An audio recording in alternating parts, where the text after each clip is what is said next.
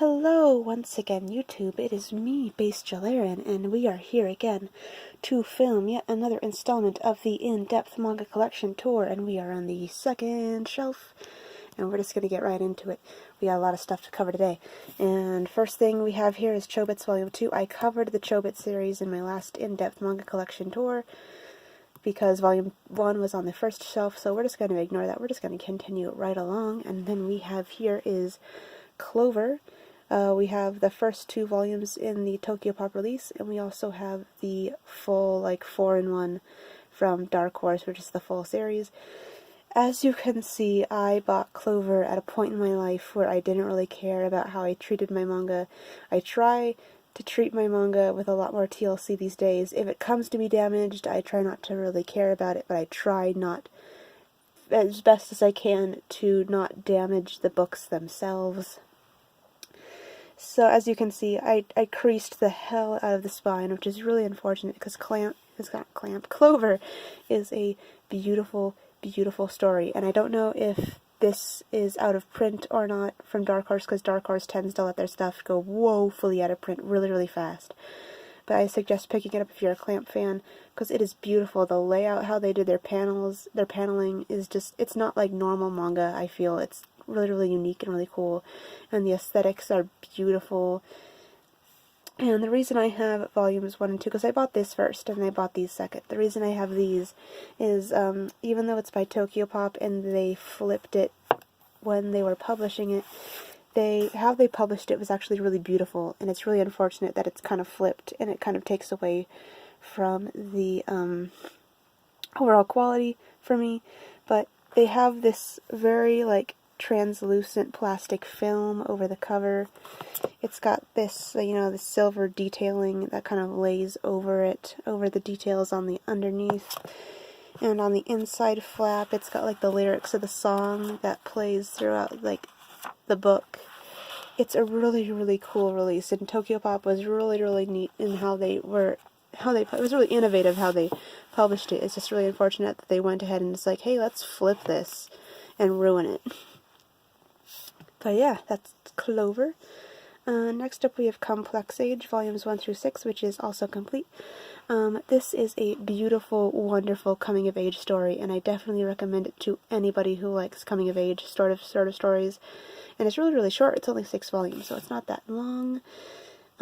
It's about a girl named Nagisa who is in her mid-20s, and she's a cosplayer. And throughout the manga, she's just trying to figure out what she wants to do with her life, and whether or not she wants to incorporate her hobby, or what she's going to do with it as she gets on in years, and how she just wants to handle all of that. It's just a beautiful coming of age story, and I definitely, definitely recommend it. Next up we have Confidential Confessions. We have the regular Confidential Confessions 1 through 6, which I believe is complete. And then we have Confidential Confessions Day I 1 through 2, which is also complete. These are sort of short stories that detail kind of real life gritty problems. Not a lot of romance, not a lot of fluffy stuff. It's very, very hard hitting. There's stuff about suicide, and I forget what else is in here, but I know there's 2 stories in here. One of them is about suicide. This one is just completely about sexual harassment. There's ones about drug use in this one. There's a bunch of stuff in these, but there's one about AIDS and stalking. And it's just all really, really gritty and just very, very just hard. I know I said gritty and hard hitting 5 times, but that's pretty much what Confidential Confessions is. Day I is along the same vein, but it's an ongoing story in 2 volumes about the dangers of online dating and the kind of kooky people you might meet when you are going online to date and you're not really sure who you're going to meet online. Volume 5 specifically was a really magical moment for me when I bought it, because when I found Volume 5 I was exclusively only buying manga that I found in real life. I'd never shopped online. I adamantly refused to shop online. I refused to give out my address to anybody. I refused to give anybody my credit card information. I was only ever buying stuff in physical form.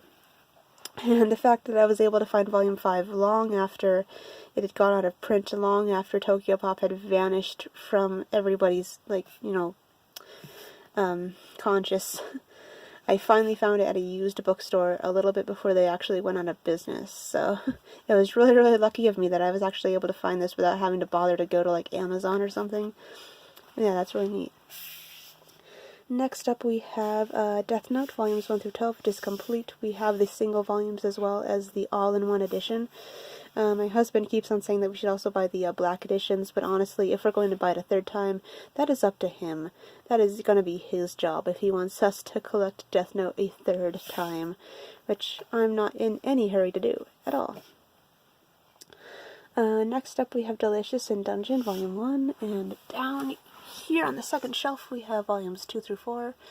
This is a wonderful, wonderful just gem of a manga that blends RPG kind of fantasy elements with cooking manga in the best way, where the characters go through this dungeon and they kill these monsters and they cook and eat them. They make really delicious looking meals out of them, these like typical monsters that you would find in an RPG dungeon. It's just really, really neat.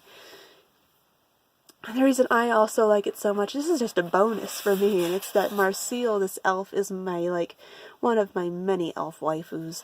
I fucking love Marcille, and I love elves. Like, if there's a manga and it's got a cute elf girl in it, she's been added to the wife collection, trust me. Next up we have Densha Otoko, Volumes 1 through 3 from CMX, and that is complete.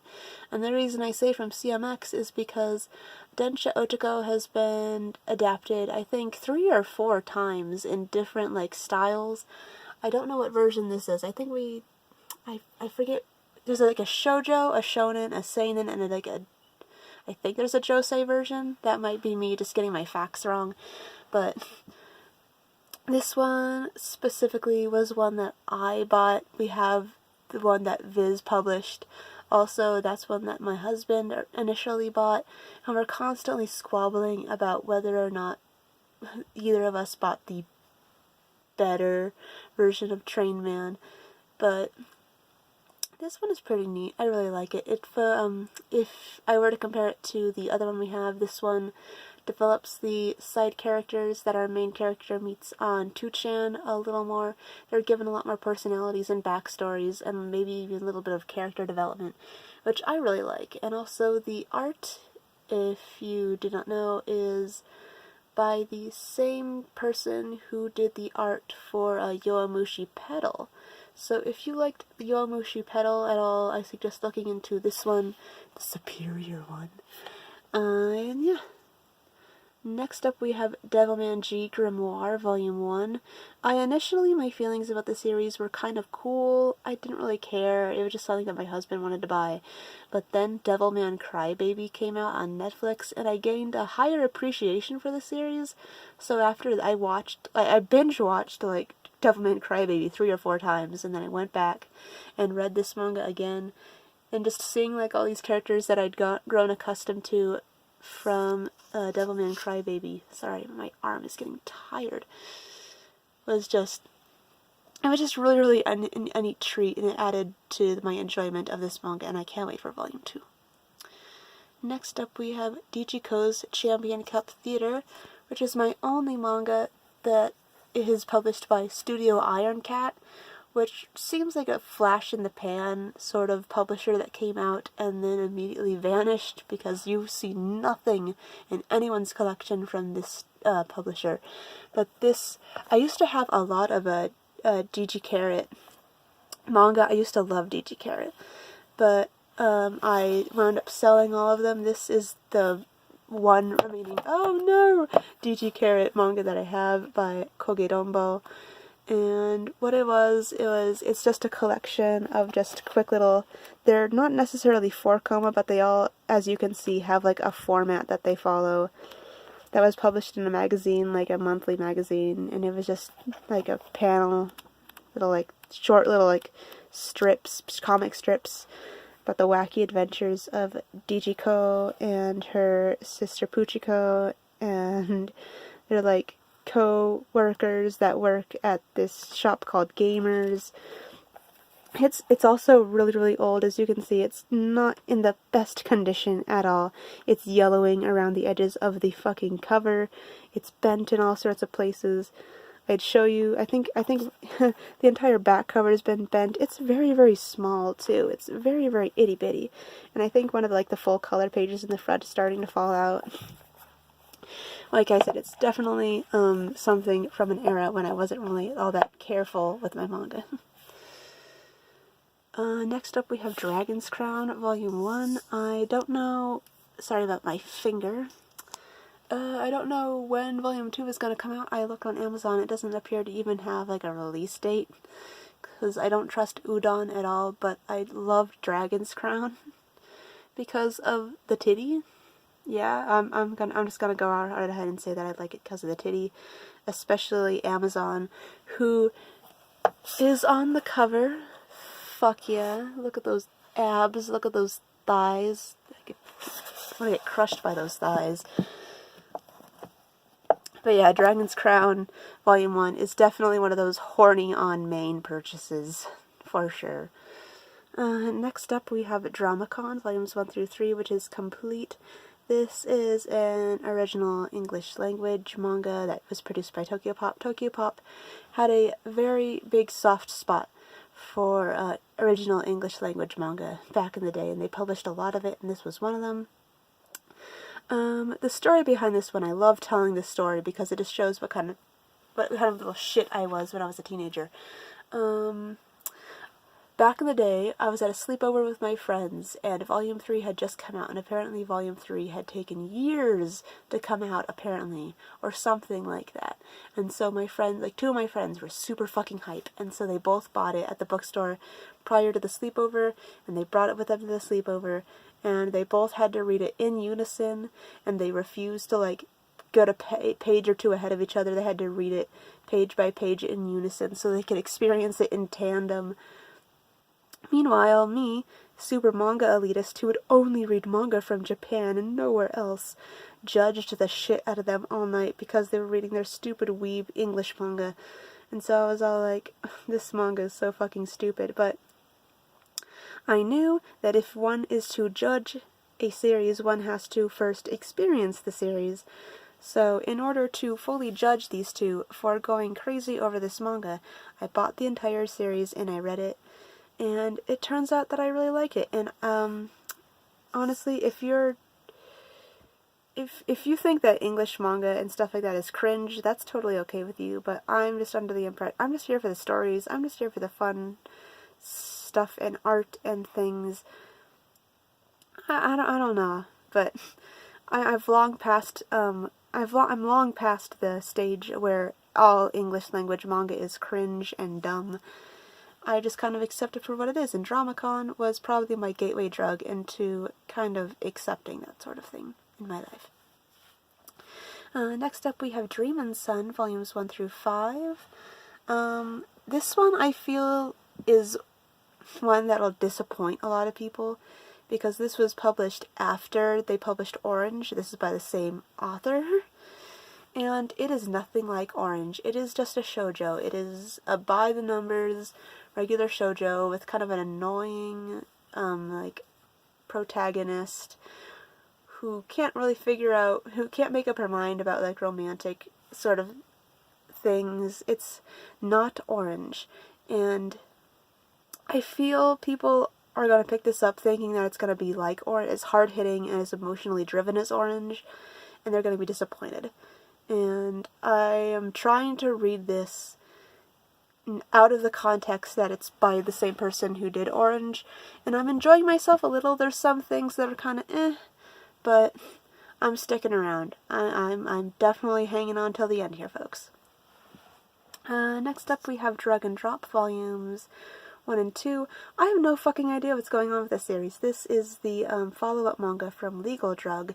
I don't know if Clamp has put it on hiatus. I don't know if Dark Horse is just doing their Dark Horse thing, trademark, where they publish part of a series and then they just kind of drop it in silence without telling anybody. But it's been years since Volume 2 came out, and I have no idea what's going on. And Dark Horse is probably never going to tell us what's going on, if anything is going on at all. Next up we have Evergreen, volumes 1 through 4, which is complete. This series is just okay. It's just okay. It's not great, it's not fantastic, but I don't feel it was bad. A lot of people's opinion of this series when they buy it is just universally that it's bad, but I just think it's okay.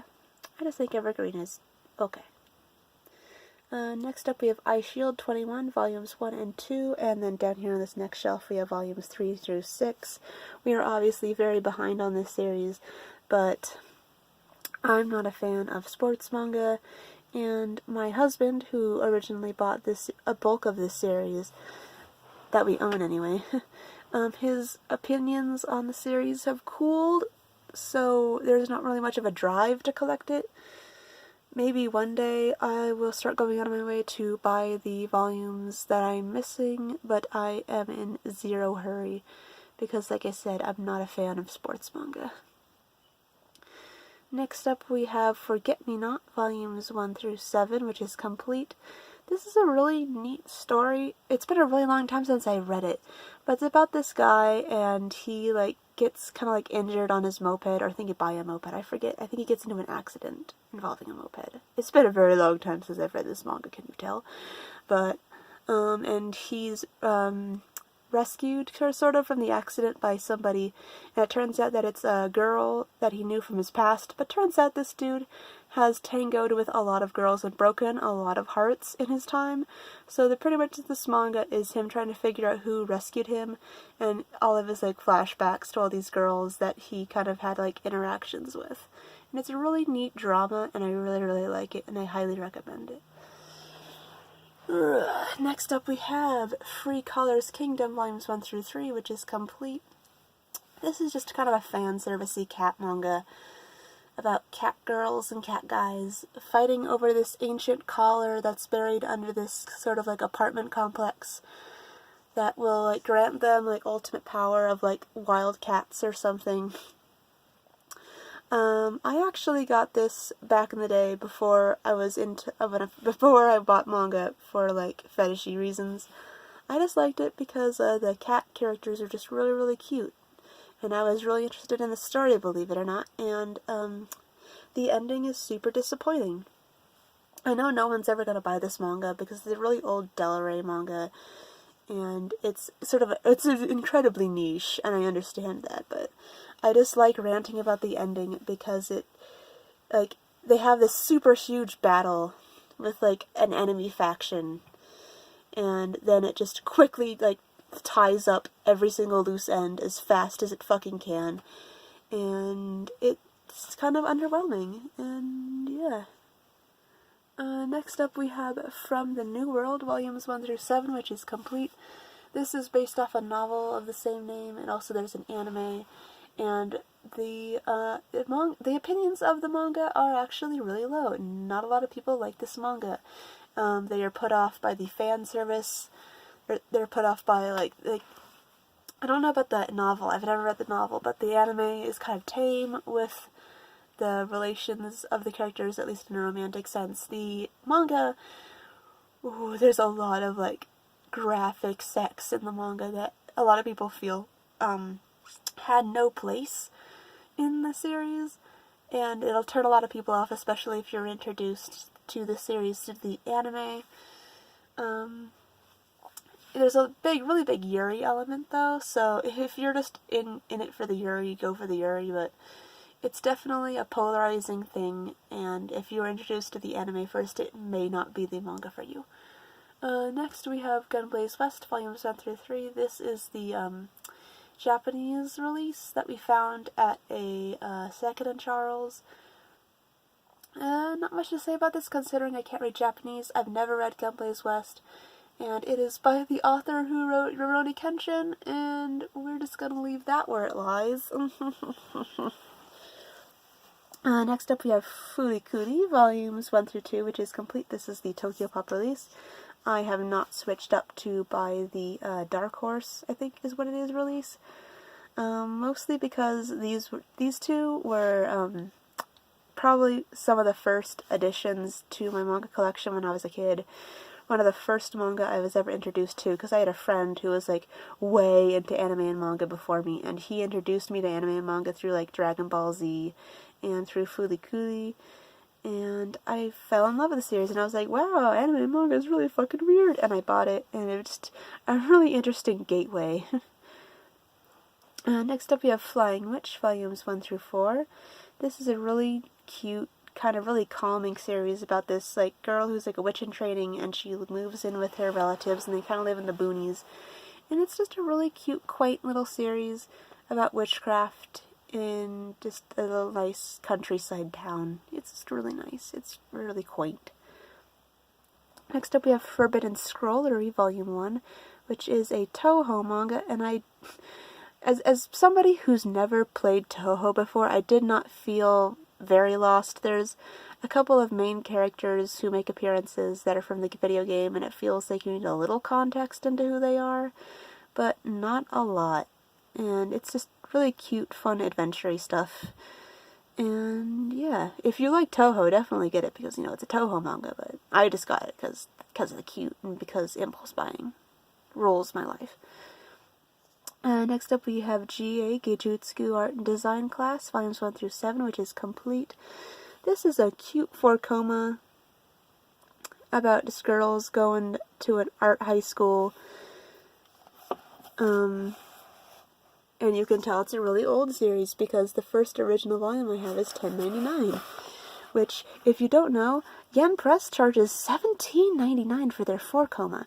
And I got a couple other things to say about Yen Press's 4-koma, but not about this one, because this one is just really, really cool, because this was $10, and it had color pages up the wazoo. Whenever there was a color page that needed to be colored, they colored it, because it's an art manga, and it's about art, and every single color page needed to be colored in order for the full context to show through. But yeah, a lot of fucking color pages. $10.99. What bizarro universe is this from? And I think this is a newer one. Yep, $17. See? The full span of Yen Press's weird fucking awful price history. From $10.99 to $17 fucking dollars. It's sad. Next up we have Gakuen Polizi, volumes 1 through 2, which is complete. This is by Milka Morinaga, my Yuri goddess. Probably my favorite Yuri author of all time, but Gakuen Polizi is kind of not necessarily my favorite Yuri. It's hardly a Yuri. It's a Yuri in a sense, but nothing really happens. It's kind of boring. Buy it if you just want something just for the Yuri's sake, but Gakuen Polizi is probably not my favorite. Next up we have Generation Witch, volumes 1 through 2. This is just a cute manga about a universe where magic exists and people can gain powers and become witches. And it's just a bunch of like short stories about these characters who live in this universe. It's just really, really sweet, and I really like it. There's just one certain story about this like older guy, and he has what appears to be a daughter at home, and she's a witch, and she like makes like dolls and sells them online, and she pretty much just lives from home. But then it turns out that she's actually his wife, and she's been a little kid for forever, and she just promised to marry him when they both were kids, and it's a little awkward. Next up we have Ghost Diary, volumes 1 through 3, which is complete. It didn't really leave a very big impression on me. It's really cool. It's a really cool supernatural story, but I struggle to remember how it ended. I think the main character winds up getting spirited away, and it's just kind of underwhelming. I think I can't quite remember. Oh no. Next up we have Girlfriends Complete Collection volumes 1 and 2, which is complete. This is my favorite Yuri of all time. 100%, hands down. I will go down with this ship forever. 100%. This is my favorite Yuri ever. My favorite Yuri from my favorite Yuri author, and I will fight anybody who says otherwise. Next up we have Genshiken, which is the Big Fat Omnibuses, volumes 1 through 3. The initial individual volumes are published by Del Rey, but then Kodansha picked it up and it became Kodansha, and they republished them in big ol' 3-in-1 omnibuses, and I decided to get those instead of the singles because they matched the volumes for second season, which I have 1 through 11 right here. Yeah, it's a really neat series about nerds doing nerd stuff. I like the initial series a little more than second season because second season the art gets a lot more cutesy and it's a lot less real, like the character design is a lot less like real, grounded in reality. And its features just a lot more like Fujo nonsense, and like the last like half of the series is just people fighting over one, like 3-4 girls fighting over the same dude, and it's just not the thing I signed up for in the original Genshiken. Next up we have A Girl from the Other Side, volumes 1 through 3. This is a beautiful aesthetic series. The illustrations in here are kind of like a very classic storybook. It's a really, really neat series, and I definitely suggest looking into it. Next up we have Girls Last Tour, volumes 1 through 4. Another really great series, a very aesthetic series. This one is just cute girls doing cute things. This character design is very, very cutesy, very, very moe, but it takes place in like an alternate universe where like it's after like a really big war, and there's these 2 girls, and they seem to be like the only people in this barren, like war-torn wasteland, and it's just them going about their lives, traveling through and finding all these really neat things and these really neat locales. It's just really, really neat. Next up, you have Girl Who Leapt Through Time, which is a single volume, and this is the manga adaptation of the Mamoru Hosoda film. I know it's not written by him. I know it's not his story, but the film was by him. I think it was a novel originally, but this is okay. It's just if I would recommend the anime, the manga or the movie, I would recommend the movie because the book is just essentially the movie, just beat for beat. Next up we have The God's Lie, single volume. This is a really neat story. I kind of want to recommend it. Vertical really publishes a lot of really neat and interesting single volumes. This one is no exception. I definitely would look into it. It's really neat, and it's only 1 volume. Next up we have Golden Kamuy, volumes 1 through 3. This is a really cool series. This is a really cool action series.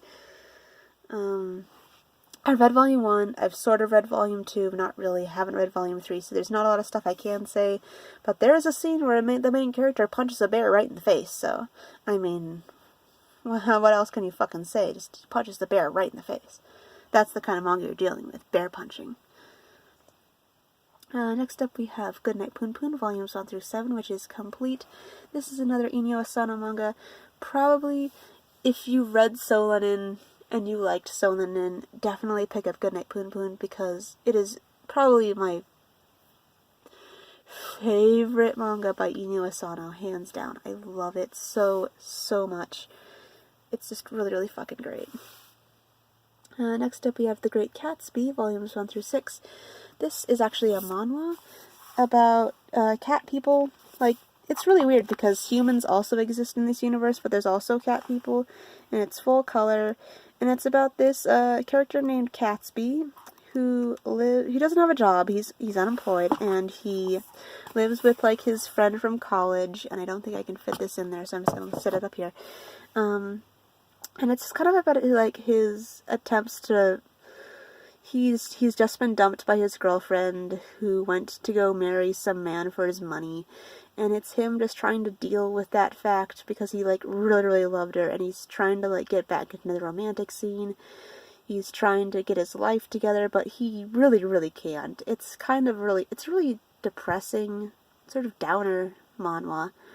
And even though like the characters are cutesy, like cat people, even the ending is kind of a downer. It's got a silver lining, but it's just a really huge downer. Like, 100%. And then finally on this shelf we have Dot Hack, Legend of the Twilight. I can't really say much about this manga. I'm not really into the Dot Hack series.